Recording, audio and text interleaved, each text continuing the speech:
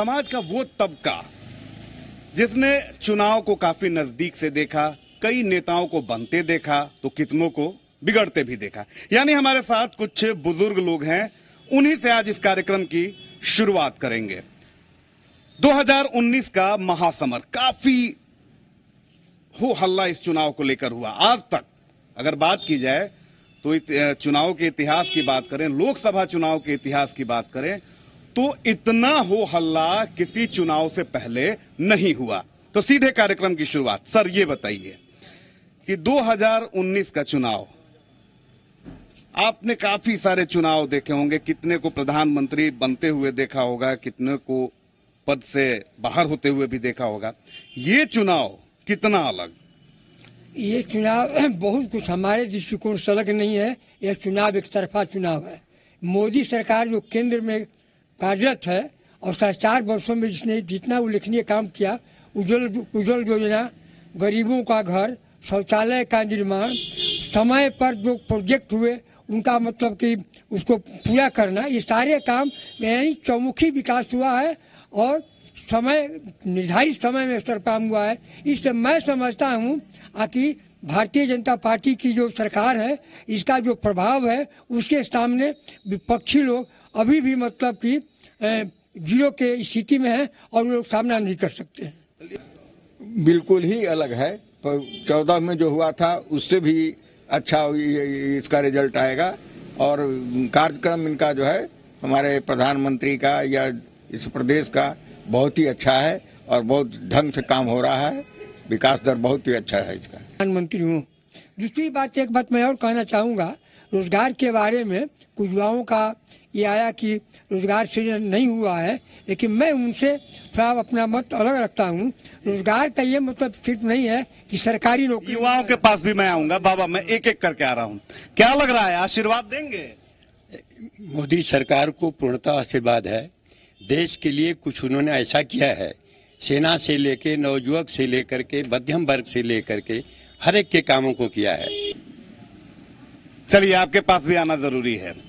क्या लग रहा है, आशीर्वाद देंगे? बिल्कुल देंगे। बिहार में जब से नीतीश और भाजपा की सरकार बनी तब से विकास का दौर चला, लेकिन मोदी जी के आने के बाद बिहार में चारों तरफ विकास। चलिए, यानी मोदी जी को यहाँ भी आशीर्वाद, जो बुजुर्ग तबका है उसने आशीर्वाद दे दिया है। और ऐसा कहा भी जाता है कि जब बुजुर्गों का आशीर्वाद मिल जाए तो क्या होता है?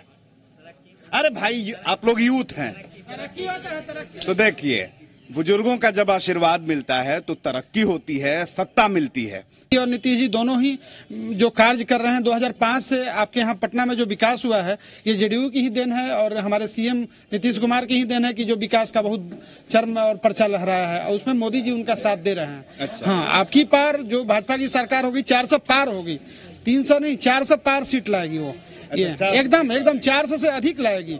ये पलड़ा भारी थी। आप मीडिया तो पलड़ा भारी बराबर किए हुए है। अरे मीडिया आज के डेट में मीडिया तो पलड़ा उसी का भारी रखेगा, लेकिन फैक्ट क्या है, हम लोग थोड़े किसी को कहने जा रहे हैं कि आप वोट कीजिए किसी के पक्ष में, जो विकास करेगा उसे वोट मिलेगा। नहीं, मीडिया को कहने की जरूरत क्या है? कहने का तरीका भी अलग अलग होता है ना, इसलिए उसी रूप में मीडिया कह रही है। लेकिन हकीकत यह है कि जो वादा करके मोदी जी ने आया 2014 में, उसमें एक भी वादा उन्होंने अभी तक पूरा नहीं किया है। युवा वर्ग अपने को छलवा महसूस कर रहा है, किसान अपने को ठगा हुआ महसूस कर रहा है, सुदूर ग्रामीण क्षेत्र में रहने वाले लोग अपने को ठगा महसूस कर रहे हैं, बेरोजगार अपने को ठगा महसूस कर रहा है। तो इस रूप में कौन सा काम किया है, कौन सी उपलब्धि है? ये तो कांग्रेस के जो प्रवक्ता है, इन्होंने तो साफ नकार दिया। क्या लग रहा है, नकार दिया कांग्रेस के प्रवक्ता ने? उनका तो काम है, अपोजिशन में है, इसलिए इसका जितना भलाई है उसका बुराई करना, बस कांग्रेस का तो यही काम है। इसलिए जो भाजपा अभी किया, जो 55 साल में वो नहीं किए, जो आज 55 महीना में कर दिया, इन लोगों को नहीं जनाता है। क्या लग रहा है? इसलिए कि कांग्रेस के नेताजी हैं, साफ उन्होंने नकार दिया, कह रहे हैं कि नहीं, मोदी जी ने तो विकास ही नहीं किया है। पॉलिश का काम तो किए हैं वो। अच्छा। मोदी जी जो है सो पॉलिश का काम किए हैं। ऐसे उपलब्धि में बिजली और सड़क को छोड़ करके कोई अन्य जो है सो उत्थान का काम नहीं हुआ। ईडी है, अभी तक जितनी चीजें हैं इन्होंने कहा कि 55 साल में जो कांग्रेस ने नहीं किया वो मोदी जी ने कर दिया। मैं इस बात को स्वीकार करता हूँ। हाँ नहीं, मैं इस बात को स्वीकार करता हूँ। 55 साल में कांग्रेस सुप्रीम कोर्ट के जज को रोड पर नहीं लाया। 55 साल में कांग्रेस चुनाव आयोग को नंगा नहीं किया। 55 साल में कांग्रेस सीबीआई के घर में लड़ाई नहीं लगाया। 55 साल में कांग्रेस सीबीसी का दुरुपयोग नहीं किया। ये तो सीधे आरोपों की बारिश हो गई। चलिए विंध्या, एक मिनट, सबके पास मैं आऊंगा, सबके पास जी। जो आपने आरोप लगा दिया, अब इस पर जी, जो 55 साल में कांग्रेस नहीं किया यह मोदी जी ने किया। मैं इनको धन्यवाद देता हूं कि देश को उस चौराहा पर लाया। अब देखिए, मैं जवाब लूंगा। कांग्रेस के नेताजी हैं, इन्होंने कहा कि मोदी जी ने कुछ नहीं किया, भ्रष्टाचार बढ़ गया है, देश में वो सारी चीजें हो गई जो कभी नहीं हुई थी। क्या कहेंगे आप लोग? 55 साल सर बोले 55 साल तो सीबीआई और ईडी तो कांग्रेस के ही पास थी सर। ये तो 55 महीना से मोदी जी के यहाँ है सर। दुरुपयोग सर, दुरुपयोग वो नहीं कर रहे हैं सर। पिछले 2014 से के बाद कभी भी सुप्रीम कोर्ट का ऑर्डर ये नहीं आया कि सीबीआई तोता है। ये कांग्रेस के समय में ही आया। हर सवेरे उठिए तो कभी 2G स्कैम कांग्रेस के समय में, हर अगले सवेरे उठिए तो कभी कोयला घोटाला कांग्रेस के समय में। आज हमारा देश विदेशों में जितनी तरक्की कर रहा है, जितना नाम कमा रहा है और ऊंचे पंक्ति में खड़ा है, वो कांग्रेस का समय क्यों नहीं हुआ? और अगर कांग्रेस के समय इतना विकास हुआ तो आज कांग्रेस को हर क्षेत्रीय पार्टी से क्यों गठबंधन करना पड़ रहा है? 18 ये सवाल भी मैं लूंगा। देखिए बहुत, हाँ बताइए। पहले होता था सदन में हल्ला किया जाता था कि ये घोटाला वो घोटाला, पहले होता था कि कितना गया। आज देखिए, आज होता है कि कितना आया। सारे लोग यही पूछते हैं कि कितना आया। मोदी जी ने बोला कि 15 लाख देंगे, 15 लाख दिए नहीं तो क्या? जो आज हमारे हर व्यक्ति पे जो कर्ज था वो कर्ज घटा कि नहीं घटा? ये जो विदेश का जो पैसा आता है वो जाता कहाँ है? मोदी जी के विकास। चलिए, बहुत देर से वेट कर रहे हैं। बीजेपी के नेता हैं, विंध्याचल पाठक नाम है। आपके लिए तो खुशी की बात है कि भाई बुजुर्गों ने भी आशीर्वाद दे दिया, यूथ भी सपोर्ट में है, लेकिन आपके जो सहयोगी हैं, सहयोगी ही हैं आपके, ये कांग्रेस के जो नेताजी हैं, इन्होंने साफ नकार दिया। देखिए, आज तक जो कांग्रेस ने किया वो स्वाभाविक है कि ये नकारेंगे ही, चूंकि 39,000 गांव में आज तक बिजली नहीं पहुंची थी, जो नरेंद्र मोदी ने घर घर बिजली पहुंचाया, जहां का बिजली का तार भी देखने को नहीं मिला। 1947 से लेकर 2014 तक ले 6.5 करोड़ आवास बने थे। ये 71 वर्ष हुआ, लेकिन आज हमारी ठीक फिर आप आ गए, आप भी उसी लाइन पर आ गए कि 70 साल में विकास नहीं हुआ। लेकिन फिर किसान क्यों विरोधी है आपका? कहाँ किसान विरोधी है हमारा? तो 3 राज्यों में तो सरकार आपकी चली गई इसी विरोध के चलते। वो अफसोस पूछिए उन किसानों से जाके, आज अफसोस कर रहे हैं जिनका कर्ज कितना माफ होना था, लेकिन किसी का 10 रुपया, किसी का 15 रुपया, किसी का 20 रुपया कर्ज माफ हुआ है। वो लॉलीपॉप दे के वहाँ आग तो गए। आप लोग लॉलीपॉप क्यों नहीं दिए? हम लोग लॉलीपॉप नहीं देते, हम लोग जो कहते हैं वो करते हैं और करके दिखाते हैं। शुक्ला जी आपके शुक्ला जी मैं आऊंगा। चलिए, 2014 का चुनाव रिजल्ट आया, प्रचंड। बाबा आप आगे आइए, आप आगे आ जाइए कार्यक्रम में धीरे धीरे, क्योंकि आप लोगों की जरूरत है, आप लोग काफी अनुभवी हैं। 2014 का चुनाव, प्रचंड बहुमत नरेंद्र मोदी को। भ्रष्टाचार से लड़ाई की बात उन्होंने कही, किसानों का हितैषी होने की बात कही, युवाओं को रोजगार की बात कही, बहुत सारी ऐसी बातें कही जिससे देश के लोगों को काफी उम्मीद जगी। आप लोगों को क्या लग रहा है कि जो उम्मीद नरेंद्र मोदी ने लोगों में जगाई थी, क्या वो पूरा हुआ है, या उसमें नरेंद्र मोदी अभी पीछे हैं, या पूरी तरीके से उसमें वो फेल हैं? नहीं, नरेंद्र मोदी जी जो भी आश्वासन दिए हैं करीब करीब वो पूरा ही हो रहा है और उसके अनुसार वो काम कर रहे हैं और अच्छी तरह से कर रहे हैं। आप बताइए। जो नरेंद्र मोदी वादा की है उसमें लोग अपोजिशन वाले जुमला कह करके तमाशा किए हैं, लेकिन जो नरेंद्र मोदी विकास किए हैं और विकास के बल पर ही 14 में आए हैं और उसी विकास के बल पर फिर 19 में आएंगे। बहुत देर से आपसे तो मैंने कुछ पूछा ही नहीं। ये बताइए कि बुजुर्गों का आशीर्वाद मिला। यहाँ पर दोनों पार्टियों के जो प्रतिनिधि हैं वो लोग मौजूद हैं। इस बार किसके साथ आप होंगे? हम तो भारत के जो आगे बढ़ाने में जिनका हाथ है, नरेंद्र मोदी का, जो विश्व चैंपियन बनने जा रहा है 1920 में, ये भारत विश्व चैंपियन होगा। इसको आप जान लीजिए आज जी। और एमपी का चुनाव जो हो रहा है इसमें 400 से अधिक सीट आने वाली है। तो यहाँ 400 सीट बीजेपी को ये लोग दिलवा रहे हैं। मैं उनका विचार है, उनसे उनके विचार को काट नहीं सकता हूँ, लेकिन जो फैक्ट है वो यही है। फैक्ट यह है कि नरेंद्र मोदी जी ने जब चुनाव आया तो राम मंदिर का बात उठा दिया। 98 में जब अटल जी की सरकार थी तो 3 बिंदु पर वो गए थे। राम मंदिर बनाएंगे, महंगाई को रोकेंगे, बेरोजगारी दूर करेंगे। वह पूरा नहीं हुआ। राम मंदिर पर अटल जी ने कहा कि आज गठबंधन की सरकार है, जब मेरा एब्सोल्यूट मेजॉरिटी आएगा तो मैं राम मंदिर निश्चित बनवाऊंगा। चलिए, तो राम मंदिर के ऊपर एक बार फिर से सवाल है। राम मंदिर के ही का जो मुद्दा है उसको लेकर आप लोग सत्ता में आते हैं और आज 5वां साल ये निकलने जा रहा है। आरोप तो बिल्कुल सही है। राम मंदिर के मुद्दे पर आप लोग 2 बार सत्ता में आए, फिर आखिर क्या कारण है? यूपी में भी आपकी सरकार है। मैं आऊंगा आपके पास। पहले इनकी बात मैं ले लूं। राम मंदिर जो हमारा है वो अभी कानून के अधीन है। कानून कोर्ट का जो डिसीजन होगा वो हम लोग मानेंगे और फिर आगे चल के। लेकिन आप लोग तो पहले आरोप लगाते थे कि कांग्रेस अड़ंगा डाल रही, हर जगह आपकी सरकार है। बिल्कुल है, लेकिन आखिर भारतीय न्यायालय को तो मानना भी पड़ेगा ना।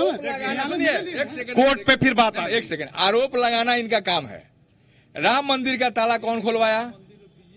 ना एक सेकंड, राम मंदिर का ताला कौन खुलवाया? राजीव जी ने खुलवाया। रामलला के मूर्ति रखवाकर वहां पूजा कौन शुरू कराया? राजीव गांधी ने कराया। जैसे ही आरएसएस ने देखा, बीजेपी ने देखा कि कहीं राजीव जी के हाथ में ही चला गया तो मंदिरों बन जाएगा, झंझटे समाप्त हो जाएगा, तो वो गांव घूम के राम का ईंटा खोजने लगा और 14,000 करोड़ उस मंदिर के नाम पर कलेक्शन हुआ है। कहाँ है 14,000 करोड़? मंदिर क्यों नहीं बना? देखिए, तो यहाँ पर उन्होंने कहा कि भाई राम मंदिर का जो मुद्दा है उस पर 2 बार बीजेपी सरकार में आई है। साफ तौर पे कांग्रेस के जो प्रवक्ता हैं, इनका आरोप ये है कि नहीं, कांग्रेस राम मंदिर के मुद्दे पर हमेशा साथ रही है। अब एक मिनट, क्या लग रहा है बीजेपी राम मंदिर के मुद्दे पर राजनीति कर रही है? कांग्रेस के नेताजी आपके सामने, आप सवाल सीधे पूछ सकते हैं। बीजेपी नहीं बनाएगी तो क्या ये कांग्रेस वाले बनाएंगे राम मंदिर? अभी तक तो इनके वकील कोर्ट में और खड़ा लगाता है। हाँ, नहीं, इनके वकील। और ये जो है, सुनिए, ये लोग मोदी जी को जुमला तो कहबे करते हैं, लेकिन साथ साथ जितनी संवैधानिक संस्था है, मीडिया से लेकर और सुप्रीम कोर्ट तक और इलेक्शन कमीशन तक, ये लोग आरोप लगाते हैं और कहते हैं कि बीजेपी संवैधानिक संस्था को समाप्त कर रही है। अगर आज चलिए, अब मैं युवाओं से लेता हूं, आप लोग एक एक कर आगे आइए। राम मंदिर के मुद्दे पर कांग्रेस प्रवक्ता हैं, साफ तौर पे इनका कहना है कि बीजेपी राजनीति करती है। 2 बार इसी मुद्दे पर सत्ता में आई और दोनों बार जनता को ठगने का काम किया। ऐसा कुछ नहीं है। 70 साल का जंक लगा हुआ है। 70 साल से जंक लगा हुआ है। 4 दिन में वो जंक छूटने वाला नहीं है। 1 फीट 2 फीट कहीं लोहे के ऊपर जंक लगता है तो हम लोग को दिन भर लग जाता है श्रेष्ठ कागज मारते मारते। ये 70 साल का जंक है। ये 4 दिन में मोदी जी नहीं छोड़ा सकते हैं। उनके लिए समय चाहिए। अब मोदी जी से बेहतर कौन प्रधानमंत्री अपने भारत में है, ये हमको कांग्रेस वाले बताए।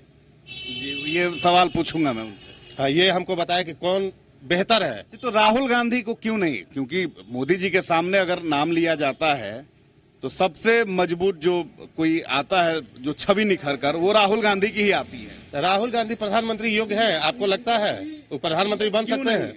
योग्य नहीं है, उस योग्य नहीं है।